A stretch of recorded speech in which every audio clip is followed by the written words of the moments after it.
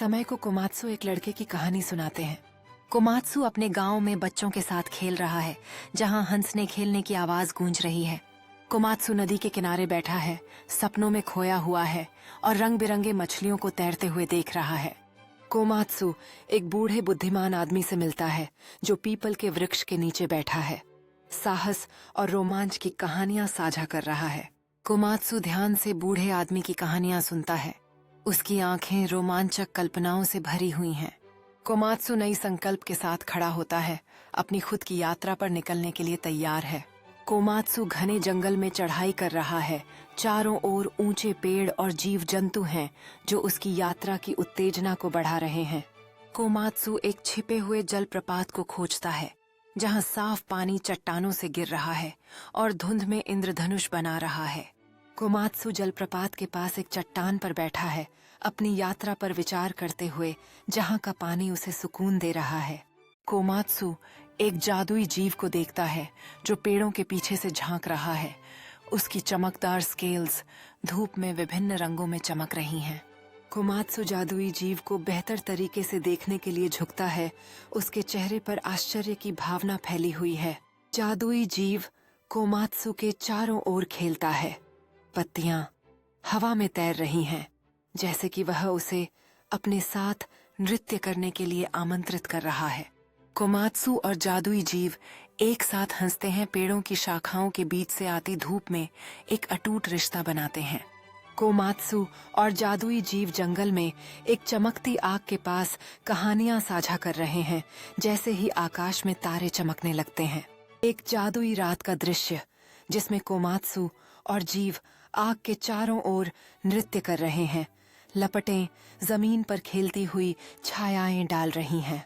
Komatsu सुबह जागता है। सूरज की किरणें पेड़ों के बीच से आती हैं और उसे एहसास होता है कि घर लौटने का समय आ गया है।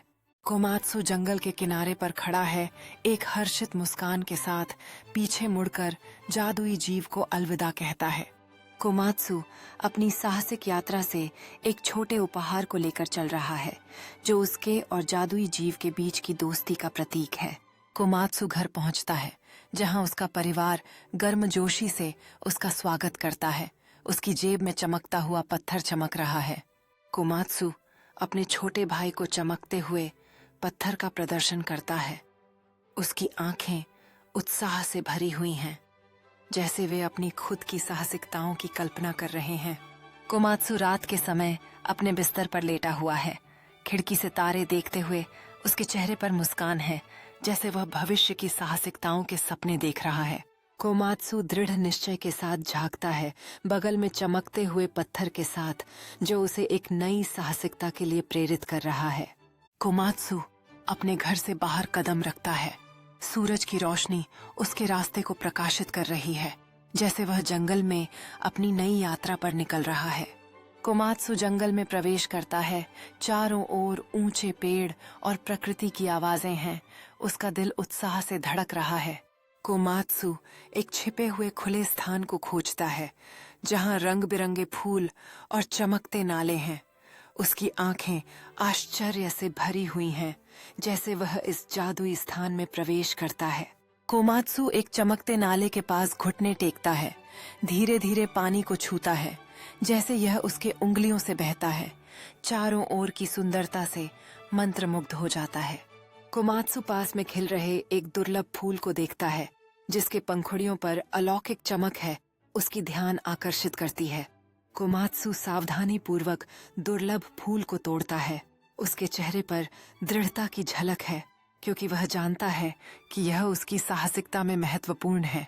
कोमात्सु खुले स्थान में खड़ा है, फूल को अपने दिल के करीब रखकर उसके चारों ओर जादुई जंगल के साथ गहरी संबंध महसूस करता है।